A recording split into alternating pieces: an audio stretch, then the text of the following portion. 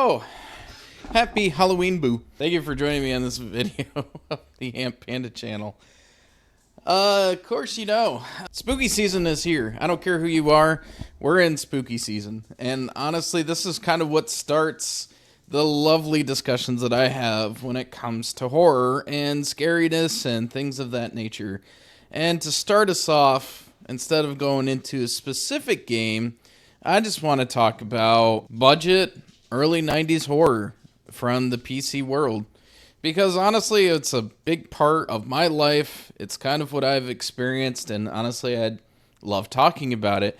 I'm going to talk about a few different sets of games, talk about the times that I, encountered these in my lifetime. Everybody has their own idea of horror, and this is just my particular take on it. There's so much to cover.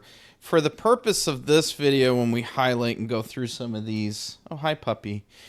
I want to talk about some of the specific games that I experienced growing up in the early 90s, especially in a world that is very different now, at least that I'm experiencing myself. So, imagine yourself, close your eyes, try to think about the early days of the 90s, where you had gateway computers like this, keyboards, speakers that weren't integrated into things. You had CRTs, and in some cases very small flat screen LCDs, and then very much high sounding clicking HDD noises.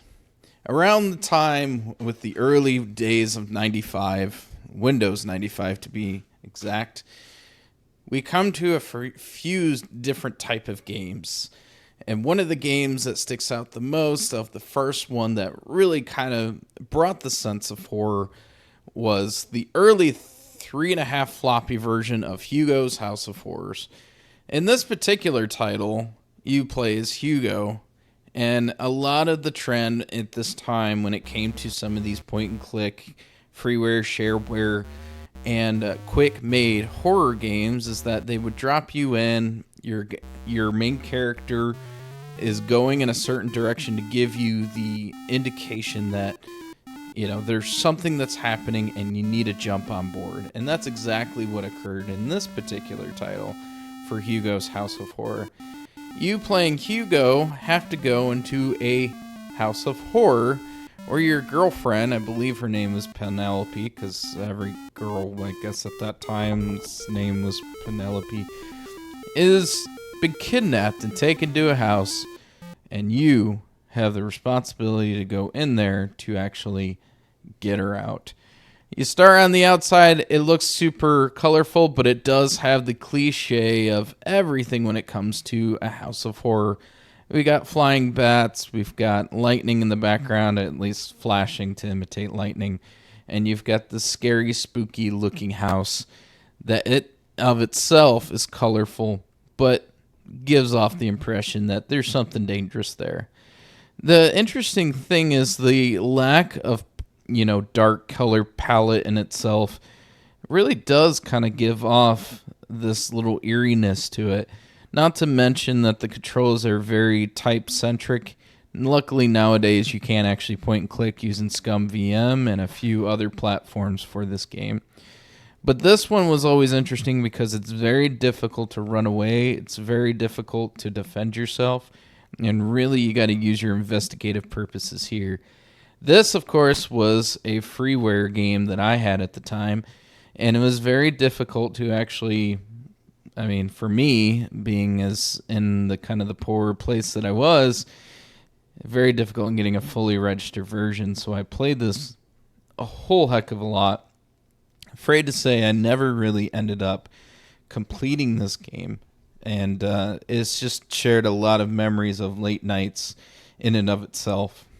In relation to that, we jump to the next title, which is Alone in the Dark, which is a bit more 3D-ish, as you have three-dimensional spaces of movement with fixed camera angles.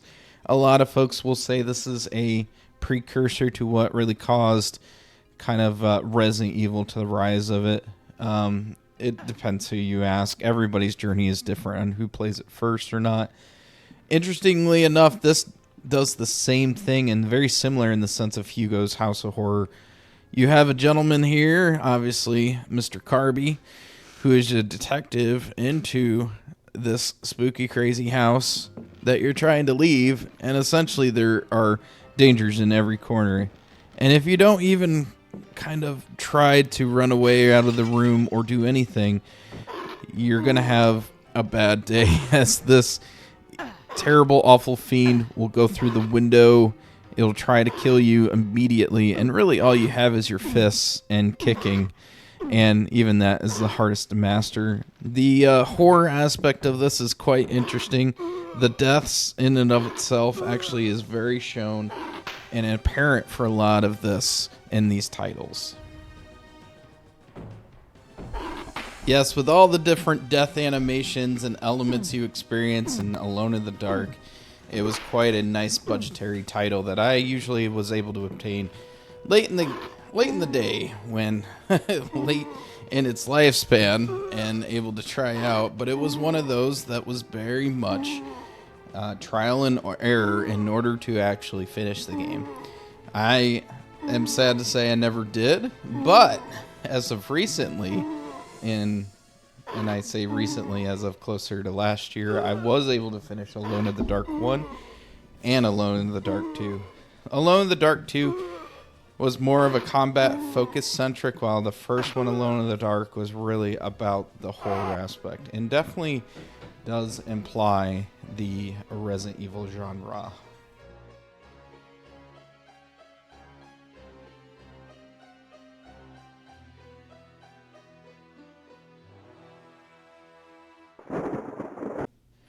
And then we get more to the cozy horror aspect, where games have some horror theme elements and actual horror theme levels that I always thoroughly enjoyed and wanted to get my type of fix from these different games. And it was always kind of a nice thing to have these titles when they came out, specifically from Sierra and a few other genres that always implied to have a Halloween or horror theme for it.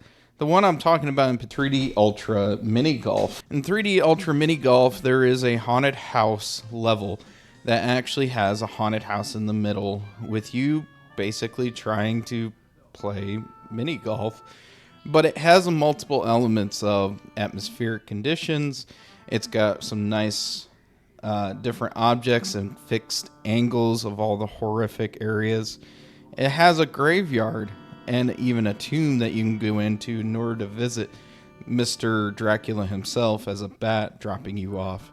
And then in other aspects of it where you actually try to go into the middle of the house, and it's a nice kind of visual kind of essence and ambience that, as my time as a kid with these elements of my gateway computer and things, it was really all that I could do in order to obtain kind of that Halloween celebration feel without actually going out and being able to do that. And related to that, which was something I was actually super stoked and happy about, 3D Ultra Pinball Creep Night was a nice animated take on it, with being able to play a pinball focused horror theme in the Sierra engine. If you played 3D Ultra Space, Lost Continent, and a few other kind of freeware versions of it, this was an excellent addition to have, as it was entirely focused on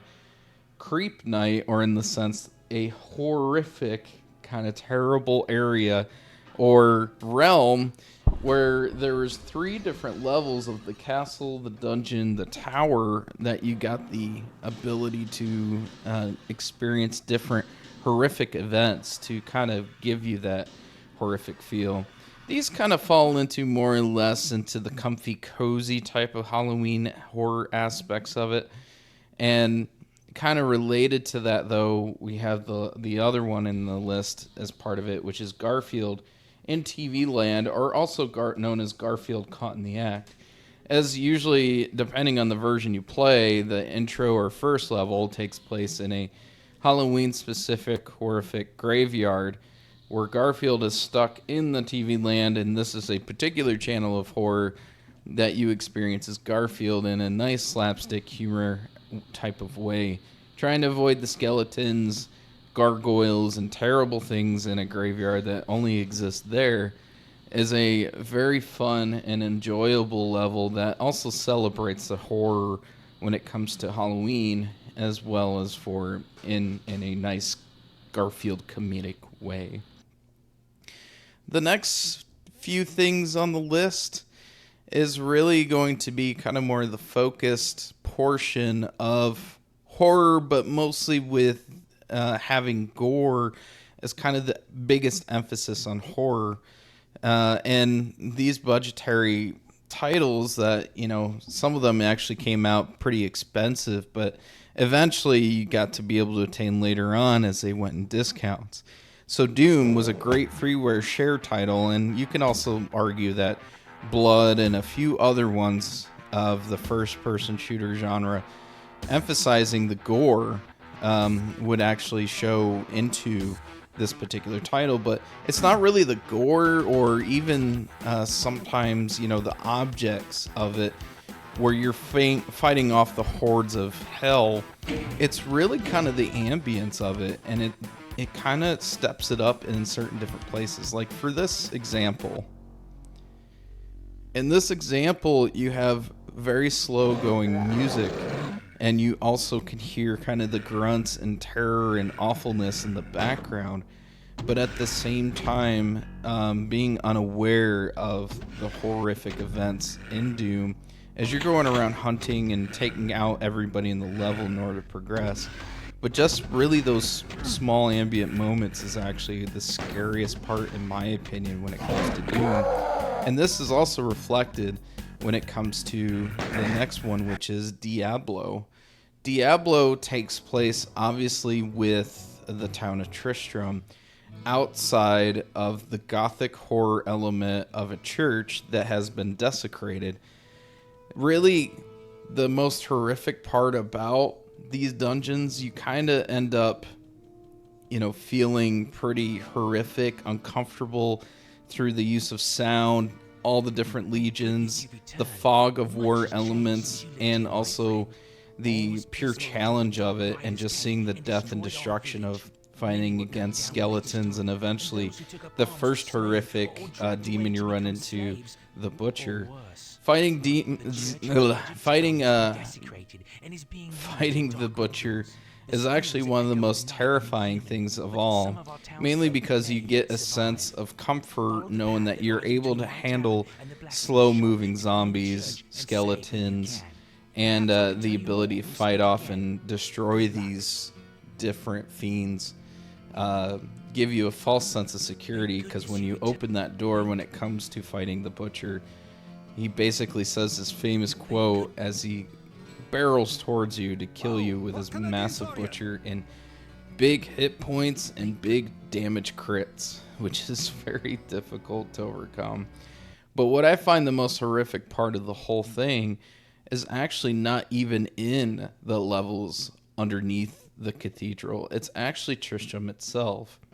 Being stuck in this very small, depressing town with the nice guitar music from Matt Yeoman of the town, it definitely gives you a little sense of comfort, but at the same time, with the howling and mystifying sounds of the music and knowing that there's not much actually moving around, gives you a very scary sense of the world around you is moving, but this is eternal. This is not going to change. This is not going to be any different other than the fact that you're going to come here, you're going to talk to the same people over and over and over again, all in the most depressing and worst state possible, trying to live through the horrors of Diablo. Almost in and of itself seems like a particular hell or horror that we all experience that causes an uncomfortableness in it. The last game title I'm going to highlight that really brought the horror in is one that sticks out in my mind and really doesn't come back as a horrific, uncomfortable sense of fear to me until after the sequel to this title into the more rebootish ways, and that's Resident Evil. Resident Evil showing as a 12-ish year old kid playing Resident Evil, even watching the real-time videos of all the actors as they're experiencing the horror of the Cerebus dogs through the fields, running and basically fleeing to try to find any place of salvation, is one of the most horrific and uncomfortable things that I've experienced in a number of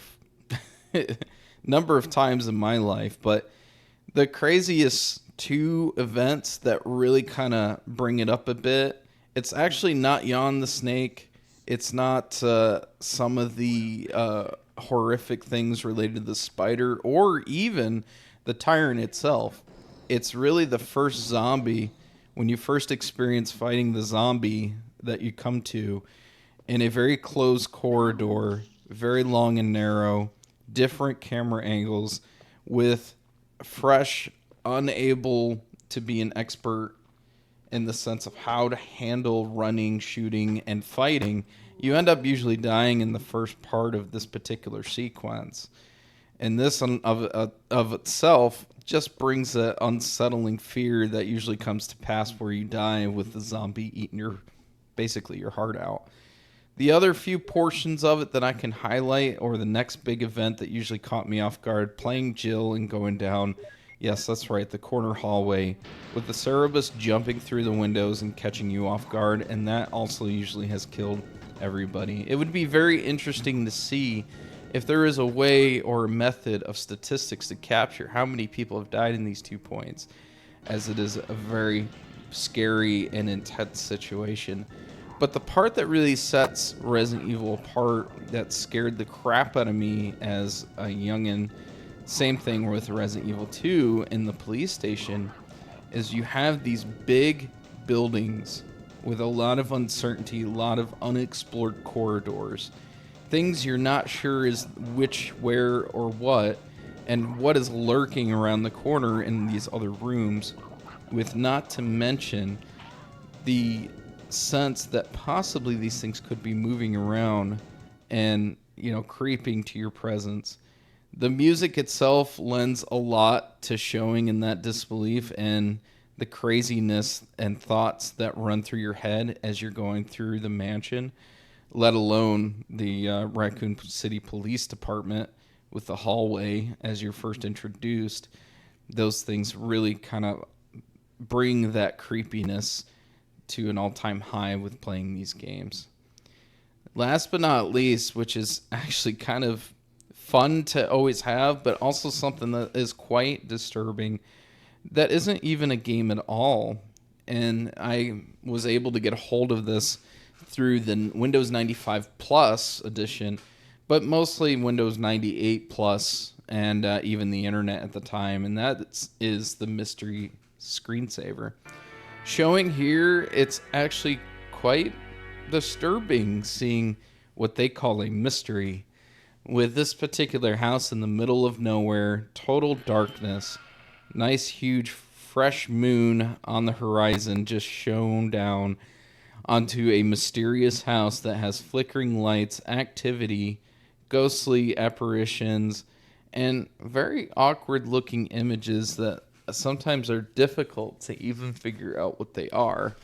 But knowing that they're out there with either bats and, kind of dead trees in the surrounding area always brought a sense of uncomfortability for me with this particular screensaver. If you look and actually view it and peered into it, it was always a great theme to have and have included in your computer around Halloween time. But if you really sat down and just kind of watched and saw like the different things of activities here, it really could bring a sense of terror and horror that really kind of resonated with me and stuck with me for a very long time when it came to this particular screensaver.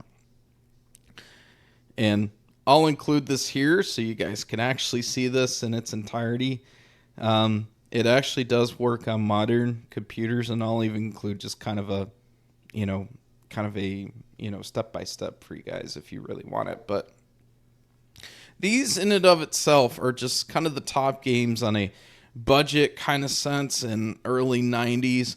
I know I didn't touch on a lot of the FMVs and the uncomfortability from those, because those, in my opinion, it's just kind of, since it's real life, it's more like the sense of they fall into movies, even though they are games with the clicking and the running through it. The same thing kind of related to point and clicks. There are some definitely scary point and click adventures that definitely can show the horror aspect of these games. And we'll cover that in some future videos, because it's, again, spooky season.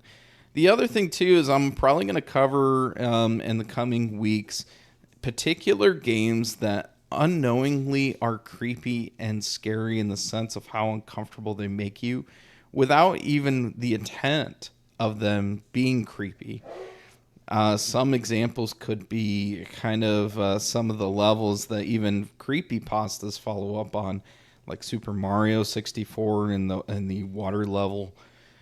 This scary kind of, non-movement, non-changing streets of SimCity, and a few other titles as well that I'll bring to light. Halloween and horror spooky season that I want to cover. Keep an eye on the channel, keep an eye on the updates. Also, keep an eye on Twitch, as I will probably do a bit more of going through my horror catalog. I love horror games. I love covering horror games, and I love playing horror games. And it's not every day I get to play them or cover them. And I want to do that going forward in order to ensure that we can, kind of clear my backlog and also experience this horror of stuff together. So keep an eye on all that. Anyway, thanks for sharing with the memories, sharing with the uncomfortable times of horror spooky stuff, and I'll catch you in the next video.